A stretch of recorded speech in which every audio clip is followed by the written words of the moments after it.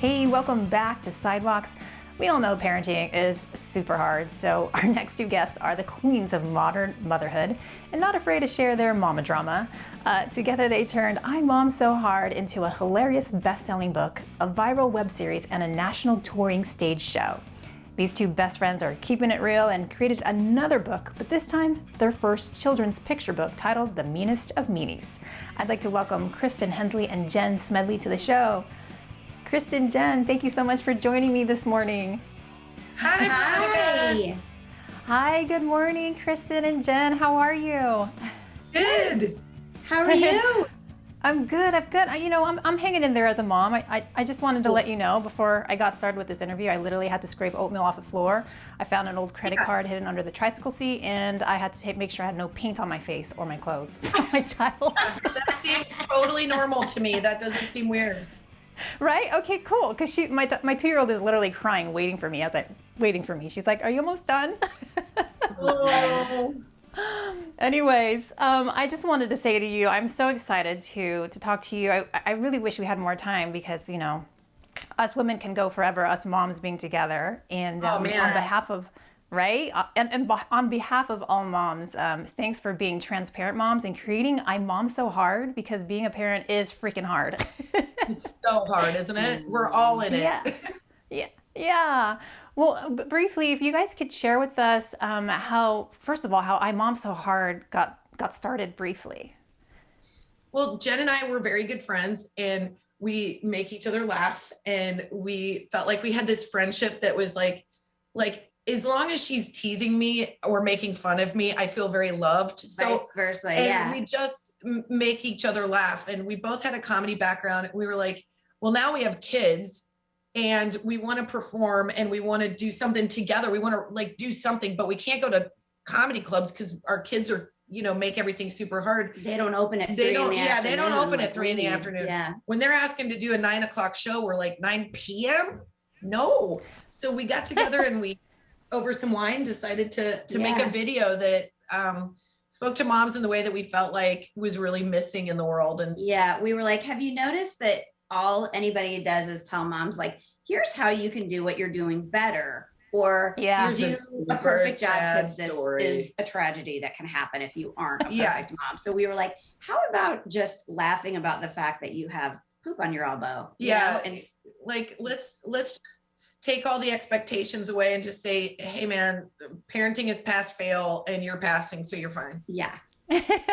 Well, you know, you guys have obviously put a mark on YouTube and on the web, and I just wanted to know, like, how have your guys' lives changed since having gone viral and becoming everyone's favorite mom? Everyone loves you guys.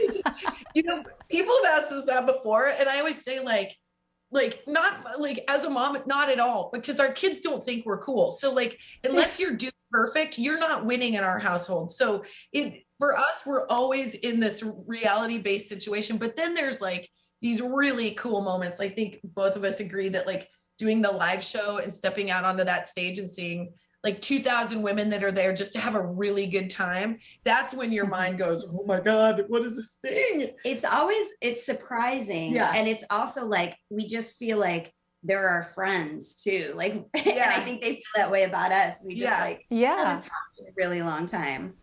Definitely true. Well, I definitely was reading about you all, and I've been following you, and like I said, you guys have just been like, I feel like you're my friend already, even though I don't know you. So. You are a friend. You would be if you were here. We would. What time of the morning is it? Because you can't do wine this early, but you can do a Bloody Mary, so that's fine. And there you go. I'm right with y'all. Well, now you all have this kids book, The Meanest of Meanies. What inspired creating this children's book now? I mean, this is something we've wanted to do for a really long time. And when the opportunity came up, we were so excited. And we wanted to create a story that had characters that everybody could relate to. So we created monsters because we felt like that way the universal theme of motherhood is represented. And then we wanted it to be a really fun experience for the kid, but we also wanted it to be a nod to the mom. Oh, that's so awesome. I was just wondering, like, how big of your book collection do you have? Because my toddler's book collection is just growing exponentially. We have towards the end of the book, there's a page about how the kids will bring you 82 books that they want to read at the end of the night. And you're like, we've got 5 minutes before it's 8:15.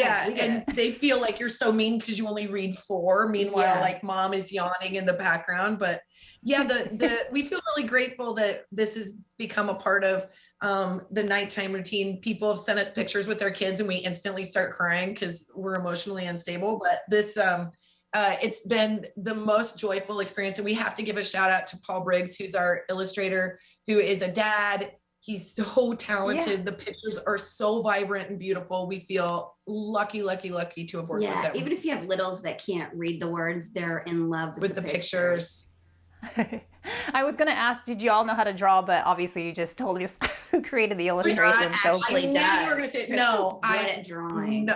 This is like when somebody from Broadway goes to karaoke and I am what should be at karaoke. This is a person that's like a ringer and goes to karaoke. So this is a very different situation.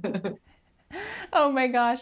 Well, I wanted to mention also that you both obviously are very funny and relatable, but you both have some real helpful tips to help moms out. What has helped you the most as moms? Being able to laugh about all the trials and tribulations of motherhood. That's the luckiest thing, is that we had a friend in each other who could just get us to laugh off the day rather than sit down and cry about it. And that's what we hope we encourage other moms to do. And at the end of the day, when you read our book, hopefully there's this moment of like, oh, okay, I'm doing all right. I did my job today. It doesn't feel great, but I did my job. Yeah. When you say it out loud, there's going to be someone around you that's a mom that gets it. So like we hope that like you're not holding in all these feelings, that you're saying like, you know what, I have a tween and they're not awesome right now. Like we're having a hard time. And that mom will go, so are we. This is, let's commiserate and talk about it and then laugh. Yeah. Well, I have to ask one more question about, as a mom, will I ever sleep again normal, like 8 hours? An 8-hour stretch bell to bell. That's what you ask for on holidays. You don't ask for goods. You ask for sleep. You ask for literally 24 hours by yourself, and then you'll recharge your battery and you'll be fine. But the answer to that is no. Yeah. You kind of get that cyborg sleep where you have one eye open and you're never fully asleep. You're just like in reboot mode. But you will get out of that phase of toddler where you feel like you literally never sleep. Yeah. Well, thank you so much to you both, Kristin and Jen, for being with me. I wish I had more time and a bottle of wine, because us moms can vent with the best of them. So hope you guys can come back and talk to us again. Thank you for having us. Yeah, come on back when you can, all right? Thank you so much. Much continued success. Thank you. Bye. Bye. For more full-length celebrity interviews, visit sidewalkstv.com.